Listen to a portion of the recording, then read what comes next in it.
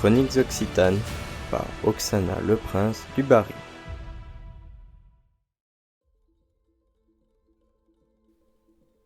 Aujourd'hui, enfilez votre manteau, ajustez votre sac et respirez un grand coup. Pour m'accompagner, il va vous falloir du courage, du vrai. Mais vous êtes des voyageurs du temps aguerris, je le sais. Alors venez, nous partons à l'époque de la Seconde Guerre mondiale.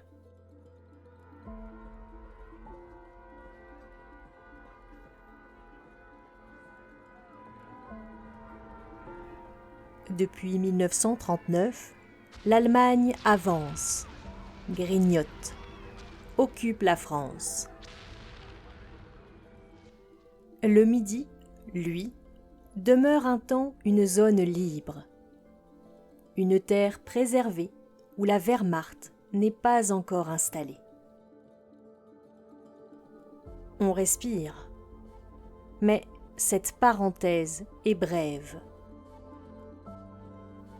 En novembre 1942, tout bascule. Pour sécuriser les côtes du Sud, après le débarquement allié en Afrique du Nord, les troupes allemandes franchissent la ligne de démarcation et envahissent la zone libre. À partir de cet instant, la France entière est sous occupation. Dans le Midi, la résistance s'organise. On imprime et on distribue des journaux clandestins. On cache des juifs, des communistes, des familles menacées. On sabote des voies ferrées, des dépôts ou encore des relais. Regardez autour de vous. Le relief occitan devient un allié. Les collines, les forêts épaisses, les grottes, les pinèdes, elles offrent 1000 refuges et cachettes. Ici, la clandestinité s'épanouit. Les maquis de résistants naissent et se multiplient. Le corps franc de la Montagne Noire, les maquis de Trassanel et de Picocel en sont des exemples. D'ailleurs, si vous souhaitez un épisode entièrement consacré aux maquis, faites-le moi savoir en commentaire. Le sujet est vaste et je serai ravie de vous en dire un peu plus. Pour l'instant, revenons en 1944. Sur le front de l'Est, les soldats sont brisés, gelés, épuisés. La plupart sont des soldats venant du continent africain, se battant avec courage depuis des mois. Ils sont peu habitués à des conditions climatiques aussi extrêmes. Le froid leur arrache la force, ils deviennent de plus en plus fragiles et inaptes au combat. Il faut donc les remplacer. Il faut des hommes jeunes, solides, prêts à se battre. Alors, on pense aux maquisards du sud de la France. En septembre 1944, deux figures prennent les choses en main. Le commandant Bousquet, militaire de carrière et maquisard aguerri, et le capitaine Piquemal, résistant lui aussi.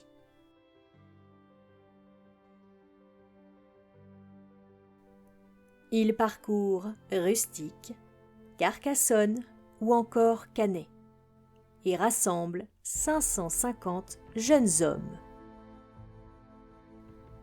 Des maquisards, des membres de corps francs, des FFI, mais aussi des volontaires isolés. Ils viennent de l'Aude, du Minervois, de l'Hérault, de l'Ariège, de Lozère ou encore des Pyrénées-Orientales. C'est ainsi que naît le premier bataillon minervois. En décembre, le bataillon grandit. De 550, il passe à plus de 2000 soldats. Ils deviennent le 81e régiment d'infanterie, commandé par le colonel de Chambrun et son second, Bousquet, promu lieutenant-colonel. On organise ce régiment en 3 bataillons: Picocel, Minervois et Myriel. Puis arrive le 23 décembre 1944. C'est le départ. Allez, suivez-moi, on part vers le nord-est. Le vent fouette le visage, les doigts brûlent, il fait un froid qui mord jusqu'à l'os. À peine arrivé près de Besançon, la neige devient dévorante. Je vous avais prévenu, cet épisode ne sera pas une promenade de santé.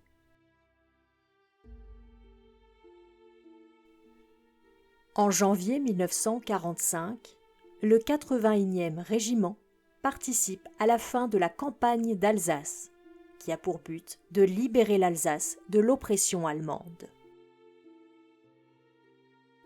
Les soldats passent en Allemagne et remontent le Rhin au fil des semaines. Leur objectif est de nettoyer le territoire allemand. Ils relèvent divers bataillons et progressent plus ou moins rapidement selon les conditions météorologiques ou les soldats qui leur font face. En avril 1945, nous voilà à Rastatt. Approchez, mais restez derrière cette façade, ça tire encore. Le 81e prend la ville. Le groupement revendique la capture d'un colonel, d'un commandant, de 7 officiers subalternes, de 816 soldats, ainsi que de 74 civils ayant fait feu. Le plus haut gradé remet son revolver au colonel Gauvin et son épée au désormais colonel Bousquet. Le régiment s'enfonce ensuite plus loin et libère, peu à peu, d'autres villes allemandes.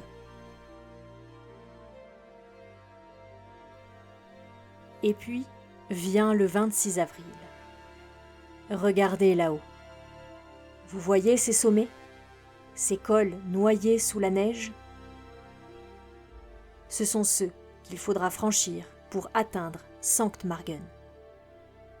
Accrochez-vous, le périple va être rude. Les combats y sont violents, le souffle gèle dans la gorge, les doigts sont engourdis. Mais la colonne de prisonniers ennemis s'allonge. Permettez-moi de vous lire les mots d'Henri Miquel, soldat du 81e régiment, originaire de Tourouzel, dans l'Aude. Je les trouve particulièrement touchants. Un jour, dans la forêt noire, à quelques jours de la victoire, au cours d'une pause, j'étais assis sur le sol, le dos calé contre un talus.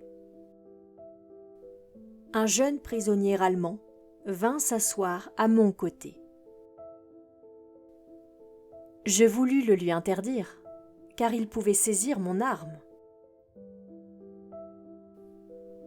Mais quand je vis son jeune visage, il devait avoir 15 à 16 ans, et son air fatigué, il devait avoir fait plus de 100 kilomètres avec des bottes manifestement trop grandes. Je le laissai faire.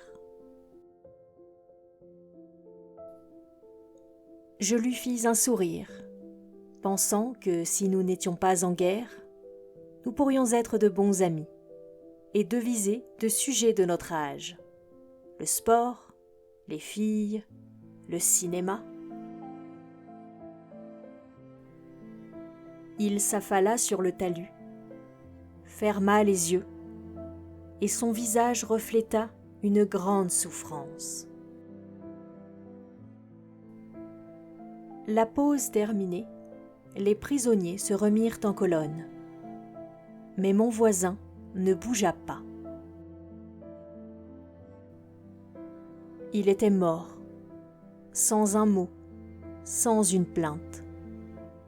Mort de fatigue, de détresse et peut-être de faim. Mort loin de ses parents et de ses amis, loin de quelqu'un qui aurait pu lui tenir la main.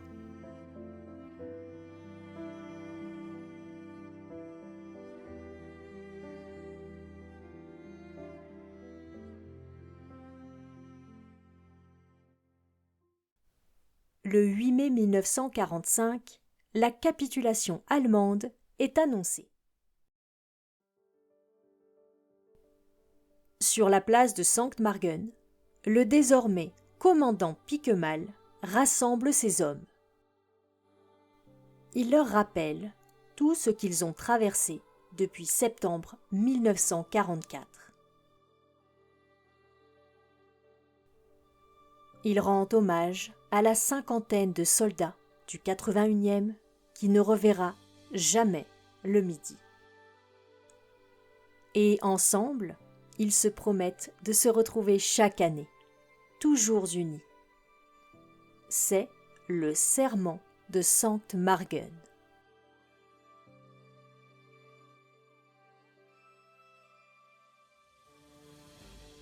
La Marseillaise résonne. Certaines sources racontent même que des femmes allemandes de Sankt-Margen se joignent au chant.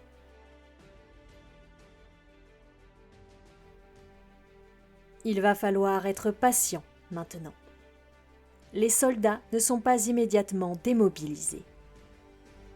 Il faudra attendre juillet 1945 pour qu'ils puissent rentrer chez eux. Un détachement du 81e, décoré de la Légion d'honneur, participe au défilé de la victoire à Berlin.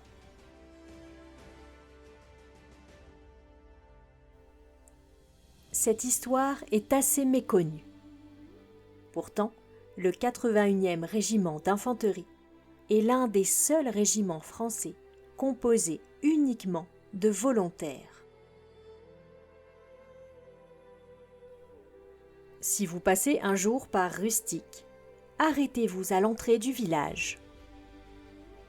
Vous y verrez une stèle en marbre incarnate, taillée en forme hexagonale, avec une croix de Lorraine gravée en haut. Et ces mots en dessous. Des résistants, des maquisards et des volontaires FFI furent rassemblés en ces lieux et formèrent les premiers éléments du bataillon minervois, sous les ordres du commandant Henri Bousquet et du capitaine René Piquemal, dit Charlemagne, pour la victoire avec le commandant Allot dans les rangs du 81e régiment d'infanterie et de la première armée Rhin-Danube.